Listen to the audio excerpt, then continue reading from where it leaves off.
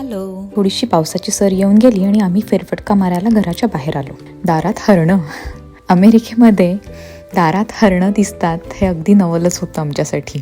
अमेरिकेतील ऑस्टिनमध्ये आम्ही राहतो आणि इथे खूप झाडं झुडपं हिरवळ आहे. जागोजागी नैसर्गिक तलाव आहेत आणि इथे वर्षातून एखाद्याच वेळेस बर्फवृष्टी होते. त्यामुळे हरणांना राहण्यासाठी ते पोषक वातावरण मिळतं. बहुतेक वेळा आता आम्ही जिथे राहतो तिथे जवळपास खूप झाडं झुडपं आहेत, त्यामुळे ही हरणं बहुतेक तिथेच राहत असावीत.